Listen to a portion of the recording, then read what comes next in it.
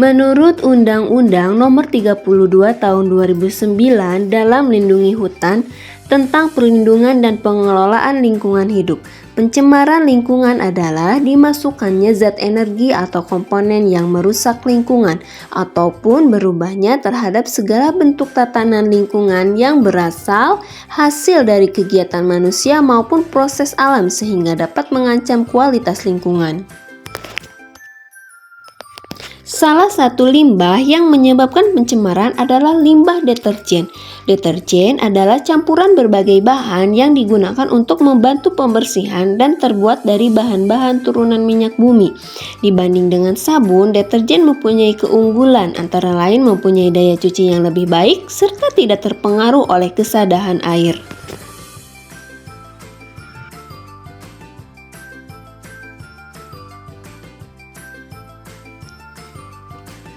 Deterjen mengandung bahan-bahan yang tidak bisa diuraikan oleh pengurai, seperti zat filler, yakni bahan tambahan deterjen yang tidak mempunyai kemampuan meningkatkan daya cuci, tetapi menambah kuantitas, contohnya yaitu sodium sulfat. Sedangkan bahan aditif untuk pewangi, pelarut, pemutih, dan pewarna, contohnya yaitu enzim boraks, natrium klorida, karboksimetil selulos.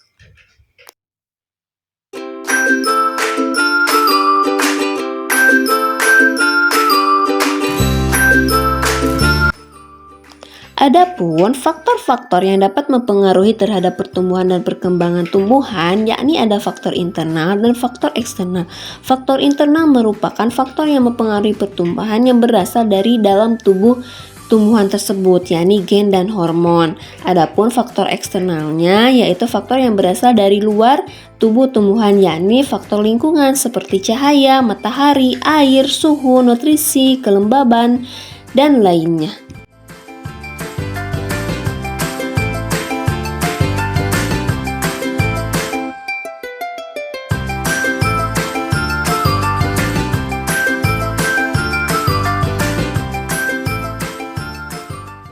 Assalamualaikum warahmatullahi wabarakatuh. Perkenalkan, nama saya Anissa Bila dengan NIM 857529505. Di sini saya akan melaksanakan praktikum IPA mengenai pengaruh deterjen terhadap perkecambahan. Sebelum melaksanakan praktikum, saya sudah menyiapkan beberapa alat dan bahan sebagai berikut. Saya sudah menyiapkan alat dan bahan yang digunakan untuk nanti praktikum. Di antaranya ada air PDAM secukupnya, lalu ada tisu, ada sendok 2 buah, ada gelas berukuran 500 ml, dan ada mistar, dan ini yang 1000 ml-nya. Lalu saya juga sudah menyiapkan botol yang digunakan untuk larutan deterjen yang sudah saya beri label 100%, 50%, 25%, 12,5%, 6,25%, 3,1%, dan air kontrol. Lalu saya juga sudah menyiapkan wadah untuk perkecambahan kacang hijau nanti yang sudah saya beri label 100%, 50%, 25%, 12,5%, 3,1%, 6,25%, dan air kontrol.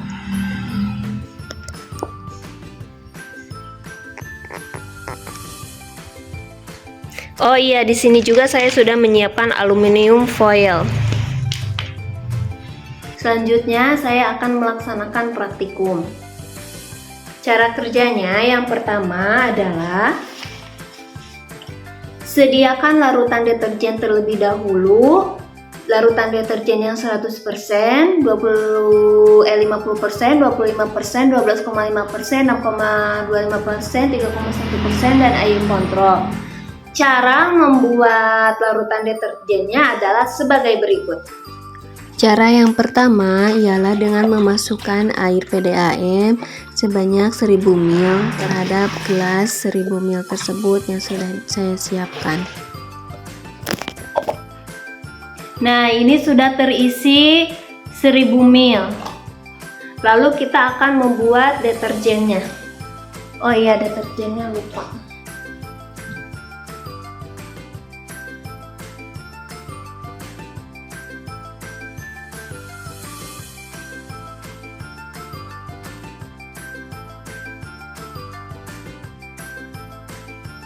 Jangan lupa untuk mengaduk-aduk larutan deterjen tersebut agar larutan deterjen tersebut tercampur dengan rata. Lalu tahap selanjutnya yaitu memasukkan larutan deterjen tadi sebanyak 500 ml ke dalam larutan yang berlabel 100%. Lalu kita masukkan lagi 500 ml dari air PDAM ke dalam air berukuran 1000 ml tadi. Jangan lupa mengaduk-aduk lagi. Selanjutnya yaitu memasukkan larutan deterjen tadi ke dalam air yang berlabel 50%. Untuk selanjutnya terus isi gelas berukuran 1000 ml tersebut dengan air PDAM, lalu tuangkan 500 ml ke dalam setiap gelas yang memiliki label masing-masing sampai pada tahap gelas kontrol, yaitu gelas yang tidak dimasukkan larutan deterjen tetapi memasukkan air PDAM sepenuhnya. Air kontrol berfungsi sebagai pembanding, yaitu untuk membandingkan antara kecambah yang tercemar dengan air deterjen dengan kecambah yang tidak tercemar oleh deterjen, yaitu air kontrol tersebut.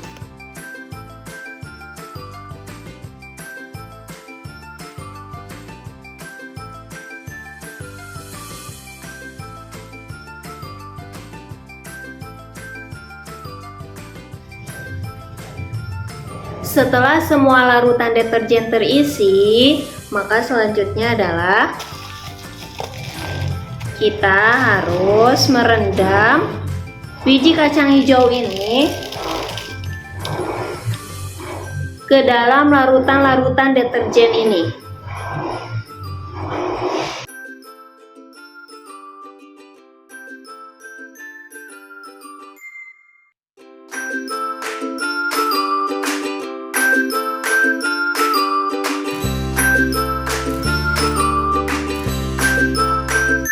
Setelah itu, untuk menunggu beberapa waktu, kita harus memasukkan kertas tisu ke dalam botol label ini.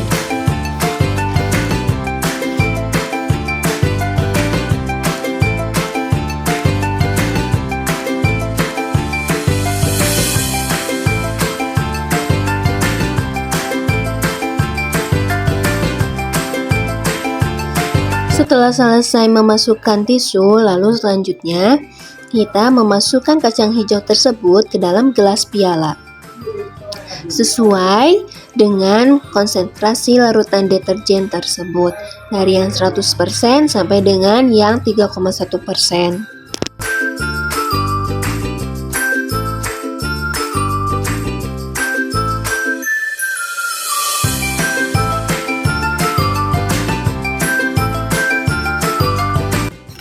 Tahap selanjutnya yaitu menutup botol piala tersebut dengan aluminium foil atau kertas timah dan simpan di tempat yang tertutup. Pertumbuhan kacang hijau di dalam gelas piala harus ditutup menggunakan kertas timah dikarenakan agar tumbuhan biji kacang hijau tersebut tidak terkena sinar matahari secara langsung. Hal itu guna untuk mempercepat pertumbuhan kacang hijau. Karena menurut beberapa informasi pada jurnal biologi menyatakan bahwa pemanjangan sel pada tunas yang belum matang dirangsang oleh hormon auksin. Dan jika hormon auksin ini langsung terkena sinar matahari, ia tidak akan berfungsi secara maksimal sehingga membuat pertumbuhan kacang hijau menjadi lambat.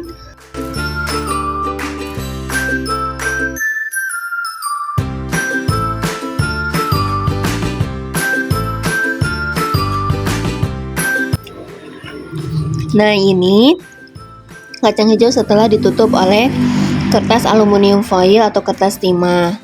Di sini saya menggunakan kertas timah yang pendek karena saya sulit untuk menemukan kertas timah yang berukuran besar. Oleh karena itu, saya menggunakan alternatif lain, yaitu dengan menggunakan kardus agar kacang hijau tersebut tidak langsung terkena sinar matahari secara langsung.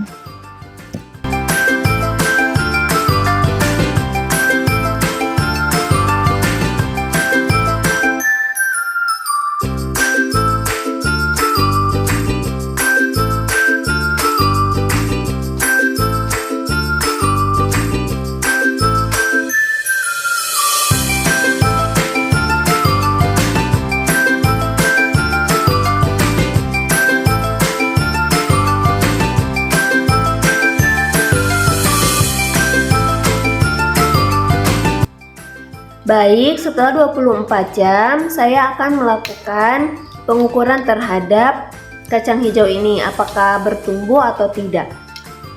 Kita akan membuka penutup aluminium foil ini satu persatu.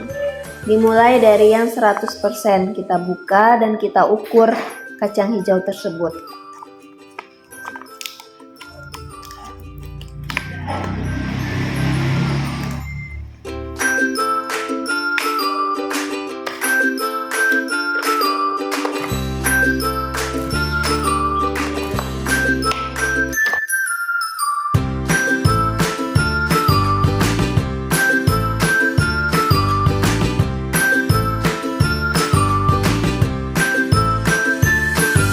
Nah, ini hasil ketika dibuka pada waktu setelah 24 jam. Dilihat pada larutan deterjen yang 100% tidak ada yang bertumbuh. Oh iya, ada satu yang bertumbuh sangat kecil. Hanya ada 1 biji yang bertumbuh. Lalu yang 50% ada 2 biji yang bertumbuh. Yang 25% tidak ada. 12,5% ada beberapa yang tumbuh. 1, 2, 3. Ada 3, 4. Yang 6,25% ada 1, 2, 3, 4. Ada yang panjang. Lalu yang 3,1% ada 1, 2, 3 dan 2 biji yang sudah panjang. Dan pada air kontrol sudah ada 1, 2, 3, 4, 5, 6 yang bertumbuh. Selanjutnya kita ukur pertumbuhan kacang hijau dan hasilnya kita tulis di dalam buku catatan yang telah disediakan.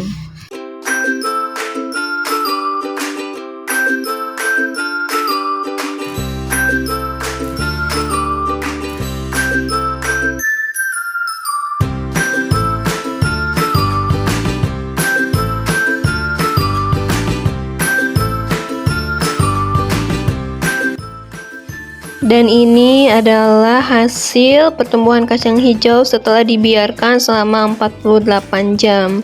Tampak ada yang semakin bertumbuh dan ada yang tetap, dan ada yang tidak tumbuh sama sekali.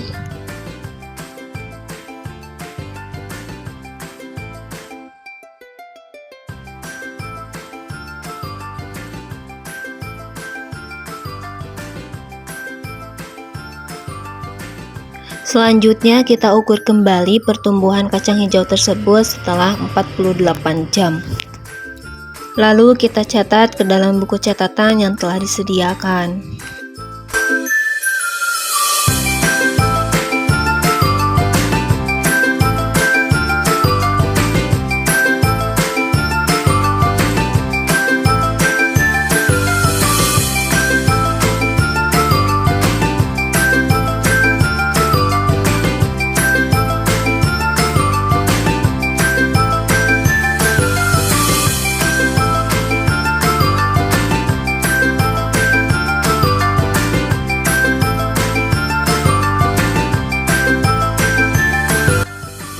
Berdasarkan hasil pengamatan yang telah dilaksanakan, maka dapat disimpulkan bahwa larutan deterjen sangat berpengaruh terhadap proses pertumbuhan pada tanaman. Tumbuhan yang airnya atau tanahnya terkena larutan deterjen, maka pertumbuhannya akan terhambat. Itu berarti pengaruh deterjen terhadap perkecambahan kacang hijau berpengaruh negatif. Hal itu dibuktikan dengan perbedaan yang signifikan antara biji kacang hijau yang diberi larutan 100% dan biji kacang hijau yang hanya diberi air biasa. Biji kacang hijau yang diberi larutan deterjen 100% tidak bertumbuh dengan baik, hanya bertumbuh dengan rata-rata 3,4 mm, sedangkan larutan air kontrol bertumbuh dengan sangat baik, yakni dengan rata-rata 20,3 mm. Sekian praktikum dari saya, mohon maaf bila banyak kesalahan. Terima kasih dan wassalamualaikum warahmatullahi wabarakatuh.